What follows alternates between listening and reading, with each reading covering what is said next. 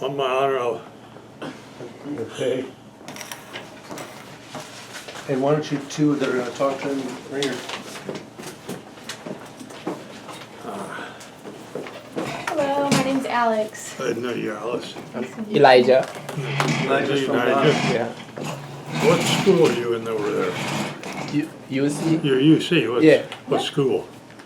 Teachers, A&S, engineering? No, I'm trying to get into medicine. Medical school. No? Yeah. And I am in the School of Social Work, so Allied Health Sciences. They changed schools a little bit since I was there. Yeah. I got out of there in '48, so, What school did you go to? no. It's DAAP now is, Applied Arts. Cool.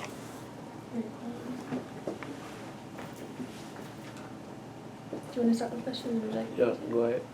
Okay, and when were you born? Born in August of 1923, Cool. And where was that at? right here, Bethesda Base Hospital.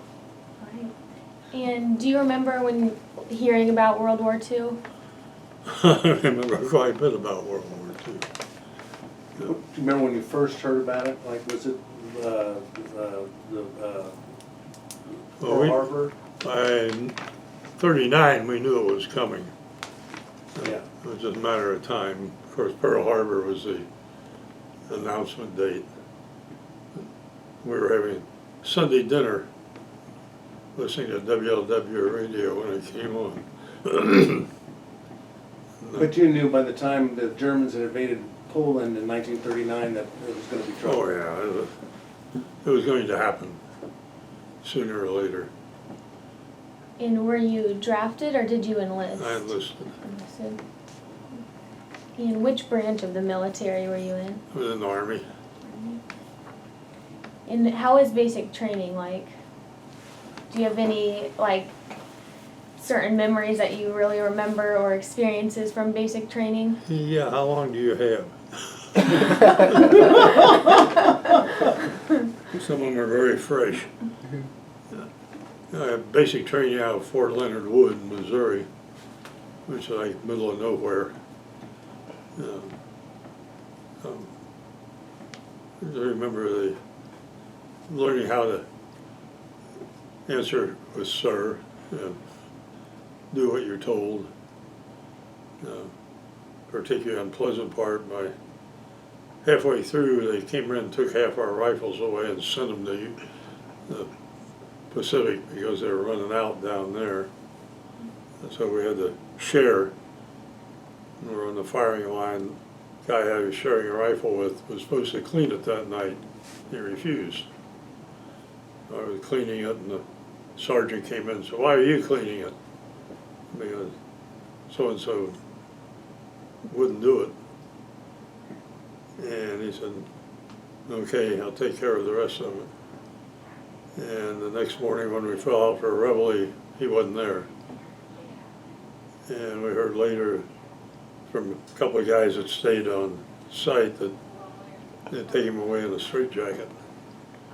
And he was our most gung-ho ROTC guy in the whole outfit. I don't know what happened. But that's the sort of thing you remember. He went crazy. Hmm? He went crazy. He did. He took a swing at the sergeant, and that was enough. But they had to straitjacket him to get him out of there. He was our guide on. That's the guy that carries a little flag for your unit, marches up front and alongside the rest of us. He was really into it, gung-ho. What year was this that you were in basic It training? was 43, 43. early 43. What was your rank in the army? What was your rank At which point? when you were enlisted in it? Well, basic training, basic you're just a training? buck.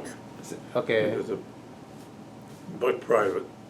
I went out there with what they call a T5, as a corporal technician grade, 2 chevrons and a T under it. And I went to a special school from there. Real far away at University of Kentucky. Where were you sent after your training? Well, in Kentucky for a special school for surveying and mapping, and went to West Coast for shipment out. A place called Pittsburgh, California. Anybody ever hear of Pittsburgh, California? No. It was spelled without an H on it. And there were 2 camps there, Replacement Depot and Camp Stoneman Army, port of embarkation. You go first to the replacement, then across to the other. Oh, one thing I remember is I got to spend a lot of time in San Francisco at that point. So I had a job, I worked 16 hours and I was off 36. So, I spent 30 of those in San Francisco. Our trip down to the docks for the get aboard the troop ship was on the Delta Queen. And I won a bottle of champagne years later because I had been on the Delta Queen before anybody else on board. It was painted a beautiful battleship gray.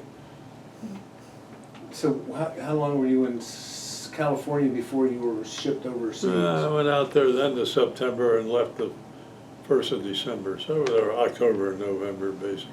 So 1st of December '43 you went, and then where'd you go to? I went to Australia for 2 weeks, then up to New Guinea. Rode an ammunition ship up there. You know what the plimsoll mark is on a ship? Mm-hmm. Up on the bow and one on the stern is a circle about, well, it's about this big around, and has a line through that way. And it's fully loaded when the water line is up to that horizontal line in the plimsoll mark. We were above that with bombs. Jeez. We ran all alone, nobody with us. There were 24 GIs on board, and the rest were just, merchant marine and an armed guard of Navy guys. One thing I remember about that, standing watch one night in a gun tub up on the top deck. It was so dark I couldn't see my hand. The only thing you could see, lean over the side, you can see the phosphorescent wake along the side of the ship. It was the dark of the moon and the heavy overcast. It was pitch black out there. And this was from Australia to New Guinea? Yeah, And you were transporting ammo, bombs. bombs. Leh was where I ended up, was a port that supplied Nadzab Airdrome, which is about 20 miles inland.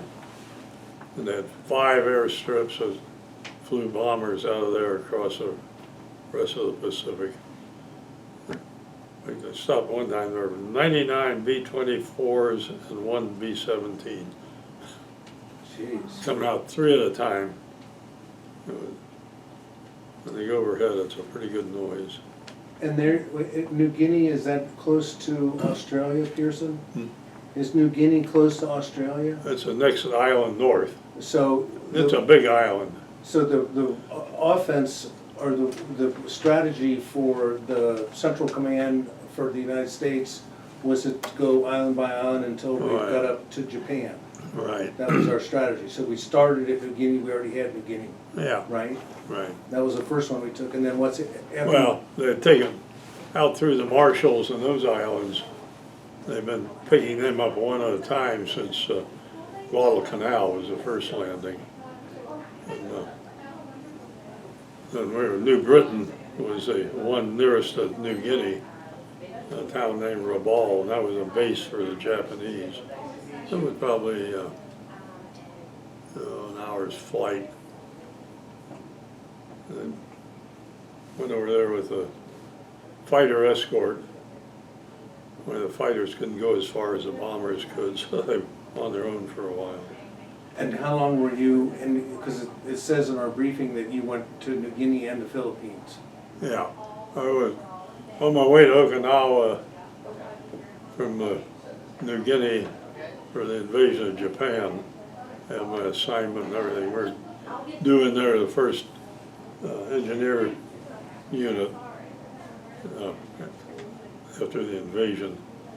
And we were coming up through the Philippines when the war was over, and they just turned and dumped us in Manila. Oh, so 3,000 guys in one lump. so the Bataan Death March was 2 years before. Oh, I was at the very beginning of the war. That was about like January or February of 42. And you were here in 43, Yeah, and in the Philippines in 43, and we already retaken the Philippines by then. That's when MacArthur said that he was gonna come back. yeah, that was when they got run out of the Philippines. He said, "I will be back." MacArthur said that. Yeah. So they made it back. So when the bombs dropped on Hiroshima and Nagasaki to end the war, you wound up in the Philippines. Right. It was still a cleanup job because the Japanese didn't believe. I'll see you later if I can. Okay? I hate to interrupt, but you need to get into one of these cabinets. Are you filming? Yes, go ahead. I'm so sorry. Go ahead, please.